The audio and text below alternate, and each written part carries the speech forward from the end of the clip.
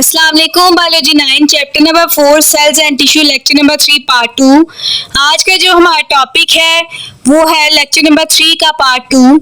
इससे जो प्रीवियस हमने टॉपिक पढ़ा था ये उसके साथ थोड़ा सा रिलेट करेगा। इससे प्रीवियस जो हमारा टॉपिक था उसका नेम था history of formulation of a cell theory, कि हमारे पास एक जो हिस्ट्री में सेल थ्योरी बनी थी इसमें किस किस बायोलॉजिस्ट ने, किस किस जूलॉजिस्ट ने, बॉटनिस्ट ने और केमिस्ट ने अपना अपना जो रोल प्ले किया था एक सेल थ्योरी को बनाने में, वो हमने पिछले टॉपिक में पढ़ा था जो था हमारे पास history of formulation of a cell theory, कि हमारे पास एक हिस्ट्री में जो फॉर्मेशन हुई है सेल थ्योरी की उसके बारे में हमने पढ़ा था। तो बच्चे आज का जो हमारा टॉपिक है उसका नेम है सब सेलुलर एंड ए सेलुलर और acellular particles. It's not a organism, it's a particles.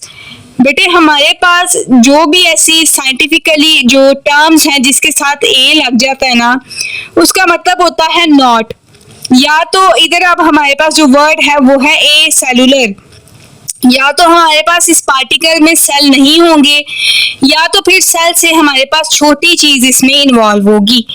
ठीक है, तो हमने लास्ट वाले 3 फीचर्स पढ़े थे जिसमें एक फीचर को यहाँ पे ब्रीफली एक्सप्लेन किया गया है। वो हमारे पास लास्ट वाला फीचर था, जो फर्स्ट था हमारे पास फीचर वो ये था कि हमारे पास जो एक जानदार की बॉडी है ना वो बहुत से सेल से मिलकर बनती है। अब बच्चे हमने जो इस टॉपिक में पढ़ना है ना ये ऐसे पार्टिकल्स हैं जिसके पास सेल मौजूद नहीं होते, जो कि विदाउट सेल होते हैं, या तो उसमें सेल से छोटी चीज पाई जाती है। तो अगर हम प्रीवियस लेक्चर पर थोड़ा सा देखें तो उसने हमारे पास ऑर्गेनिज्म की बात की थी कि ऑर्गेनिज्म जो है हमारे पास बहुत से सेल से मिलकर बनते हैं, ट्रिलियन बिलियन सेल मिलते हैं तो हमारे पास एक ऑर्गेनिज्म बनता है। लेकिन यहाँ पर अगर आप टॉपिक में देखो तो यहाँ पर पार्टिकल्स हैं। ठीक है जी, तो हम स्टार्ट कर लेते हैं अपने टॉपिक को। कहते हैं according to the first principle of the cell theory, all organisms are composed of one and more cells। कहते हैं हमारे पास एक जब जानदार बनता है तो वो बहुत से एक या एक से ज्यादा सेल से मिलकर बनता है। ठीक है जी, उसने हमारे पास एक एग्जांपल दी है। हमने प्रीवियस जो हमने टॉपिक जो लेक्चर पढ़ा था, जो बच्चे चैप्टर पढ़ा था वो था हमारे पास बायोडाइवर्सिटी।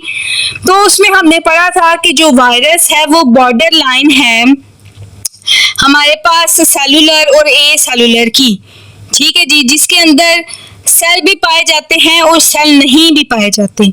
ठीक है, और ये जो हमारे पास कहा गया था ना वो इस तरीके से कहा गया था कि क्योंकि इसके पास क्रिस्टलाइज स्ट्रक्चर होता है इसलिए ये इसको हम सेल नहीं कंसीडर करते। ठीक है जी, अब हम स्टार्ट कर लेते हैं अपना टॉपिक। कहते हैं कि virus prion and viroid are not composed of a cell. हमारे पास एक वायरस प्रायोन है और एक वायरस वायरॉइड है जो कि सेल पर मुश्तमिल नहीं होते, सेल से मिलकर नहीं बनते। रेदर दे आर सब cellular and A cellular particle. इस वजह से इनको सेलुलर और सब सेलुलर और ए सेलुलर पार्टिकल्स कहा जाता है। They do not run any metabolism inside them. कहता है इनके पास कोई मेटाबॉलिज्म नहीं होता इनके अंदर।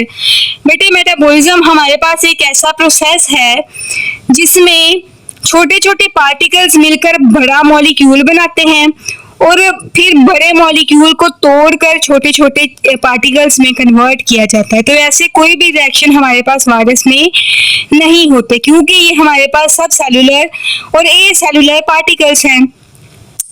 They show some characteristics of living organism, लेकिन ये कुछ खसूसियात जानदार वाली रखते हैं।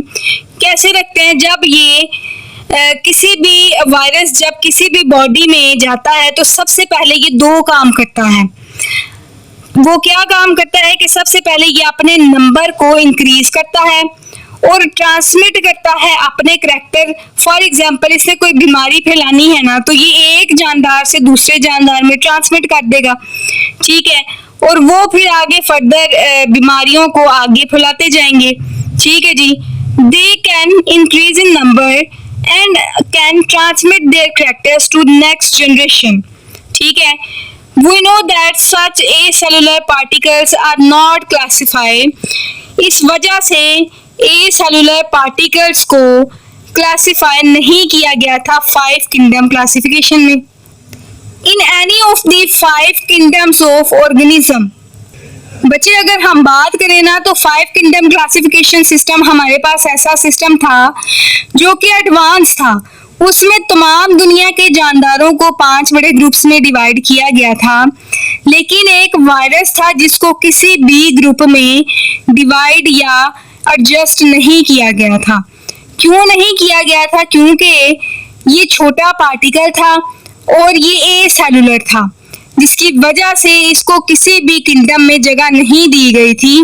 तो यही वजह है हमारे पास सब सेलुलर और एसेलुलर पार्टिकल्स को कि इनकी बॉडी हमारे पास सेल पर मुश्तमिल नहीं होती, सेल से मिलकर नहीं बनती, जिसकी वजह से ये कोई भी मेटाबॉलिज्म अपनी बॉडी में नहीं रन करते और ये कुछ खसूसियात रखते हैं जानदारों वाली.